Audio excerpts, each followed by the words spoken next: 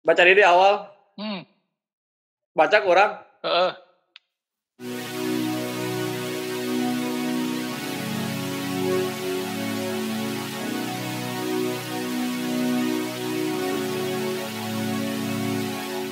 Lebih menceritakan kehidupan kelas menengah ke bawah di mana ada 4 tokoh yang diperankan A, B, C, D. Mereka adalah orang yang bekerja untuk memenuhi kebutuhan keluarganya. A adalah seorang laki-laki yang bekerja sebagai sopir ojek online atau angkot yang hobinya adalah minum kopi di warung sambil ngobrol soal ambruknya pemerintahan bersama teman-temannya. B adalah seorang laki-laki dengan karakter melankolis dan bekerja sebagai desainer grafis untuk sebuah perusahaan startup, tapi susah setting kantornya. C adalah seorang transpuan yang bekerja malam hari. Ini kalau di Kerkop gak tahu pasarnya kayak gimana. Adalah seorang perempuan karakter batu tapi pintar, baik dan rasional. Oh, I know.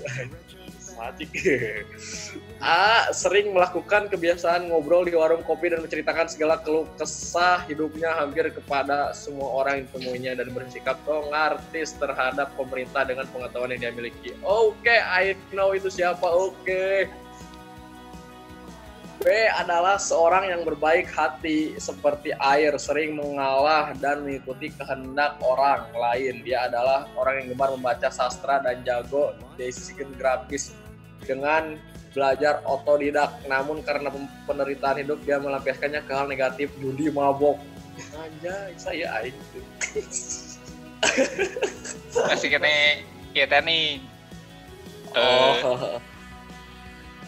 B adalah seorang anak broken home di mana ia tidak pernah melihat sosok ayahnya dari sejak lahir dan hingga usianya yang sekarang, yang masih merindukan sosok ayah yang meninggalkan keluarganya tanpa alasan. Karena itulah karakternya sekarang tidak terus dengan masa lalunya. Selain bekerja di perusahaan pada malam harinya, B bekerja sebagai buruh tukang belanja bensin. Geningnya di Antares. Saha teh urang anjing di Antares. B dan D bekerja di perusahaan yang sama, namun B lebih dahulu masuk ke perusahaan itu dan ia merupakan lulusan SMK, tapi dia sedang ngumpulin uang buat kuliah, sedangkan D baru masuk ke perusahaan itu dan dia merupakan seorang sarjana dengan posisi yang lebih tinggi dibandingkan B baru, yaitu si D. Untuk setiap pekerjaan si B harus mendapat arahan dan persetujuan dari D karena pekerjaan dan posisi B yang lebih rendah daripada si D, maka D sering meminta B untuk mengantarkan kemanapun untuk urusan meeting di luar dan sebagainya. Setiap hari si B menemukan kecocokan dengan si D karena mereka sering curhat soal kehidupan di sela-sela pekerjaannya. Hingga suatu hari si D diantar si B untuk urusan meeting di luar dan di tengah perjalanan si D meminta untuk berhenti dulu karena ingin sholat dulu, dan ketika si B menunggu di luar masjid, dia membaca sebuah tulisan menyentuh hatinya dan membawanya ke jalan Tuhan karena sebelumnya ia marah kepada Tuhan karena penderitaan yang dialami tidak kesudahan. Anjay. C sering bekerja atau mangkal di Kerkop, bencong. Transpuan.